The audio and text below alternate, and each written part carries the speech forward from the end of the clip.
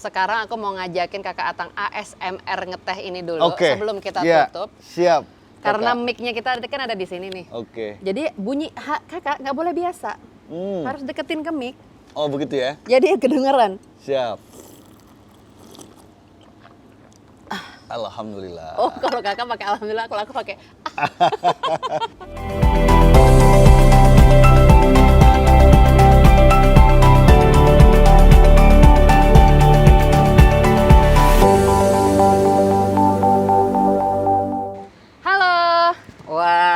kembali lagi kita di SPJL episode spesial karena udah yang ke-10, bahkan saya aja nggak tahu, tidak menyangka bisa sampai ke-10. Dan karena episode spesial saya bawa teman yang spesial namanya Kakak Atang Irawan.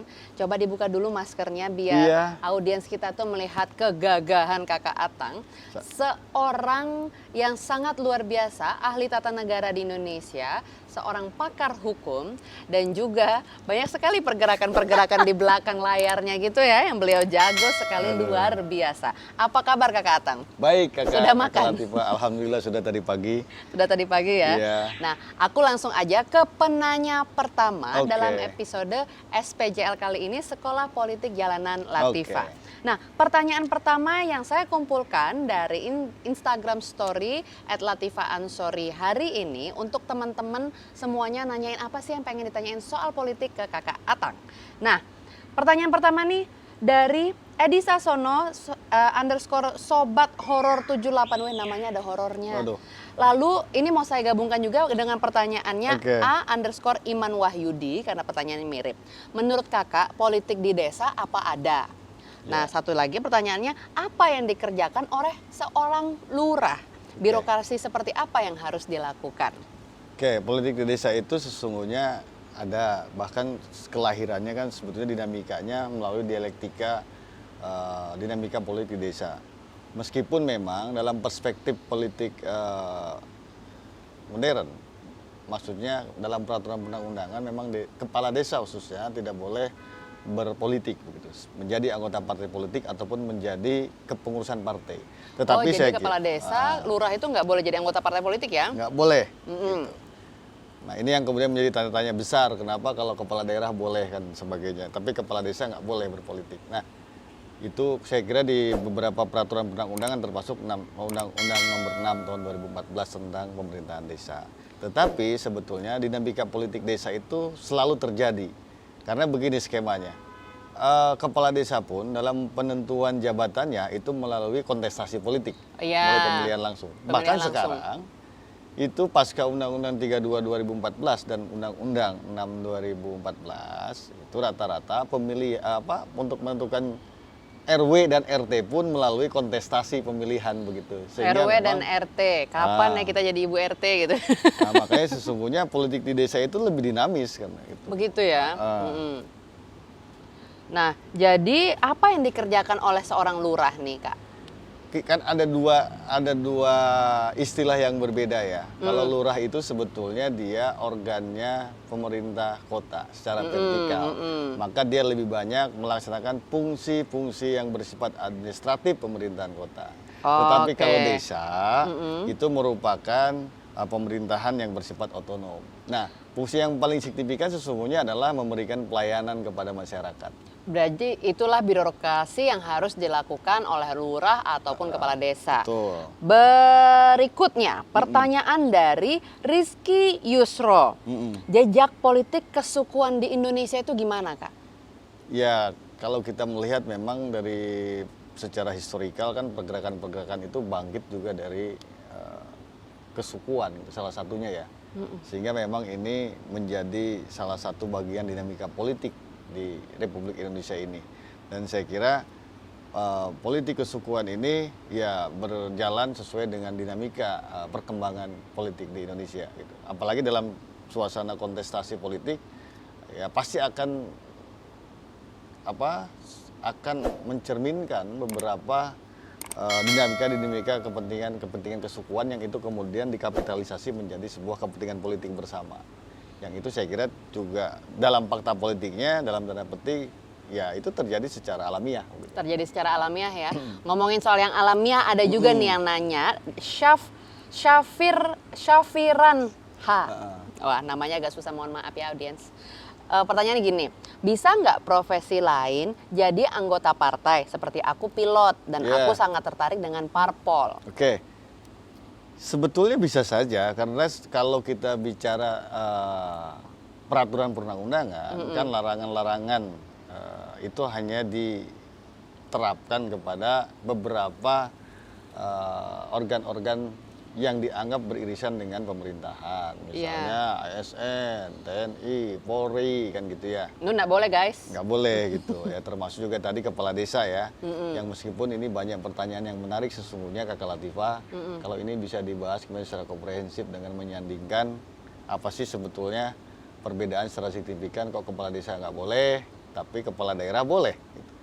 Jangankan hanya menjadi anggota partai, termasuk juga menjadi kepengurusan partai kan gitu. Ya pilot ya boleh sepanjang memang tidak dilarang di dalam peraturan internalnya di perusahaannya perusahaan maskapainya kan Maskapainya. gitu. Tetapi kalau bicara peraturan perundang-undangan tidak melarang sebenarnya pilot untuk terjun ke dunia politik. Gitu. Hai pilot.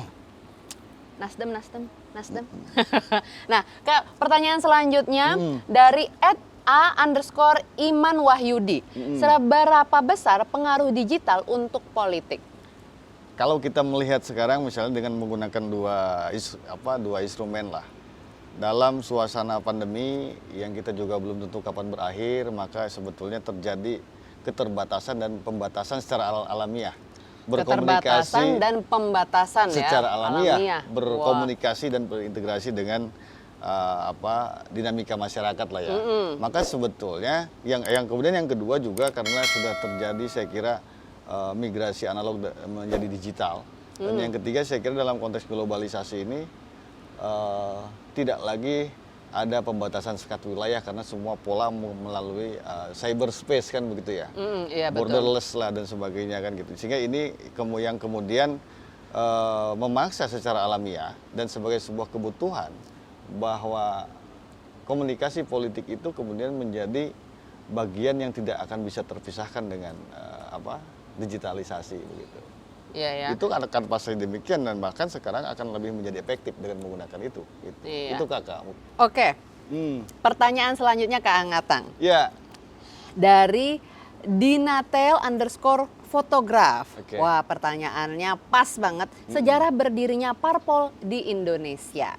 Ya, Kakak, kalau sejarah berdirinya parpol di Indonesia ini ceritanya ini agak panjang. Panjang, ya. tapi singkat buat anak-anak muda yang nih. paling substansi itu adalah sesungguhnya ketika berdirinya partai itu diawali dari kebangkitan kesadaran berbangsa bagi seluruh rakyat Indonesia. Itu kata kuncinya kesadaran untuk berbangsa, karena kan kita dulu dalam suasana penjajahan. Ini kan pasca politik etis Belanda. Gitu. Iya. Kemudian itu kan banyak pergerakan kesadaran berbangsa untuk memerdekakan dan mensejahterakan masyarakat. Misalnya dulu pada saat itu ada Budi Utomo, kemudian Syarikat Islam. Nah, ada 3 organ waktu itu untuk menuntut kepada Belanda bagaimana terlibat organ ini di dalam sebuah parlemen meskipun terbatas, bukan kayak parlemen sekarang. Dulu namanya Polskrat.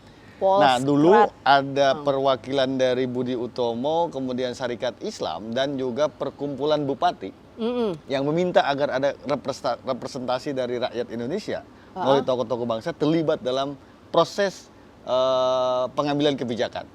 Nah, sehingga itu. Nah, dari situ sebetulnya juga semakin merangsang rakyat Indonesia bagaimana untuk terlibat berbicara tentang kenegaraan meskipun hanya perspektifnya sempit bicara tentang masalah peraturan perundang-undangan pada saat itu. Nah, pasca itulah kemudian melahirkan partai-partai di Indonesia, partai zaman dulu lah ya gitu ya. Di situ kan ada Indis Party, ada PNI, Gerpindo dan macam-macam banyak juga di situ. Iya, banyak dulu partai. Nah, pasca itulah sesungguhnya kemudian juga ada pembatasan akhirnya. Pembatasannya sebetulnya ya sama juga lah. Setiap proses tahapan perkembangan kenegaraan itu hampir mirip. Misalnya Indis Party itu sulit untuk mendaftarkan diri atau diregistrasi karena selalu ditolak misalnya begitu. Jadi saya kira itu terjadi ya sejak zaman dulu gitu. Jadi ada sejarah-sejarah. Ada sejarah. Kalau kita kan setelah itu kemudian pembatasan partai Merdeka, pada saat Merdeka banyak partai, kemudian ada PUSI dan sebagainya. Itu ya sesuatu yang memang sejarah yang tidak terputus sebetulnya gitu. Tetapi yang paling penting adalah bahwa semangat kebangsaan dalam rangka memandirikan bangsa ini, baik dalam perspektif politik, ekonomi, dalam rangka menciptakan kesejahteraan bagi masyarakat yang sesungguhnya, gitu. Ini adalah suatu gambaran bagi tujuan berpartai, begitu. Ya. Jadi di situ bisa dikatakan kayak partai politik terbangun, lalu sampai sekarang itu jadi banyak partai politik, ada beberapa yang sudah dikenal sama anak-anak muda ya. Yeah. Tapi jangan sampai anak muda itu malah melupakan sejarah dan malah menuntut sesuatu yang padahal sama pemerintah sudah ditetapkan ini dilarang aja, bukan sesuatu yang oke. Tapi kalau ngomongin yang dilarang, sekarang apa ada larangan untuk apa gitu syaratnya ini nggak boleh kalau buat jadi partai politik? Kalau sekarang nggak ada dalam konteks partai politik karena lebih banyak syarat itu melandaskan kepada satu partai itu berideologi sesuai dengan ideologi kebangsaan. Ideologi bangsa. Kalau misalnya partainya nggak sesuai ideologi gimana, Kak? Ya itu pasti dalam proses pendaftaran partai politik itu akan menjadi masalah. Karena kan gini, apapun itu, baik dalam konteks kebijakan maupun tindakan nyata masyarakat, maka kerangkanya harus diletakkan kepada tujuan bernegara yang tadi saya katakan. Dan kalau bicara tujuan bernegara dalam konstitusi kita di alinea keempat, sesungguhnya di situ ada Pancasila di alinea keempat itu. Nah, meskipun ada yang mengatakan itu adalah sebagai falsafah, sebagai ideologi, tapi itu sebetulnya grand design besarnya. Iya. Organisasi apapun, ya harus patsun dan mengacu kepada itu. Jadi tadi yang pertama yang ideologi itu, terus yang kedua tadi yang sempat kepotong sedikit? Ya tujuan bernegara tadi. Oh iya, baiklah. Kak, kalau kayak gitu, apa pesan Kakak Atang buat audiens anak-anak muda, milenial, dan generasi Z Indonesia, buat mereka yang masih nol banget soal partai politik? Ya yang pertama bahwa kalau kita melihat sejarah pergerakan kebangsaan, maka sesungguhnya triggernya, pemicunya atau menjadi motor pergerakan itu anak-anak muda. Itu satu hal. Dan yang kedua, anak muda ini menjadi pewaris bagi generasi yang mendatang. Maka kreasi, berpikir dan bertindak anak muda itu biasanya akan lebih progresif. Yeah. Itu satu hal. Maka saya kira ada dua hal yang harus dilakukan oleh anak muda. Yang pertama adalah bagaimana penguatan basis kognitif. Penguatan basis kognitif. Ya, wah, jelaskan dulu belajar nih, belajar dan belajar. Okay. Artinya kalau kita mau masuk ke partai politik dan salah satu tujuan partai politik adalah pendidikan politik. Ini adalah ceruk bagi anak muda. Memanfaatkan momentum itu dalam rangka penguatan basis kognitif.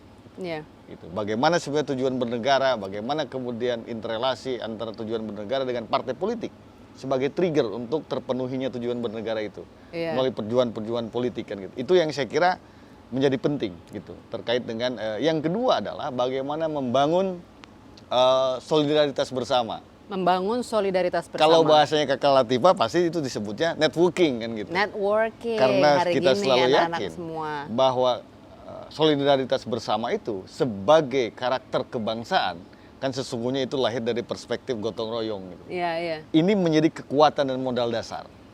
Gitu. Karena solidaritas bersama ini bisa membangun kesamaan berpikir dan bertindak untuk tujuan negara di atas pluralisme dalam berbagai macam hal di bangsa ini. Karena perbedaan itu dalam berbagai macam perspektif itu modal dasar bagi kita untuk membangun negara ini lebih baik ke depan. Maka anak muda inilah sebetulnya yang akan menjadi tulang punggung keberhasilan di generasi berikutnya. Nah, Kakak, pertanyaan terakhir dari @anandagema. Nah, ini tips nih. Kita akan bagi tips-tips cantik. Gimana tips sukses berpartai bagi anak muda yang baru gabung? Oke. Yang pertama sesungguhnya adalah berpartai itu adalah hak semua orang. Hak semua orang? Hak semua orang. Hak semua orang warga negara. Meskipun tadi ada beberapa pembatasan ya. Dan yang kedua adalah itu harus didasarkan kepada keyakinan.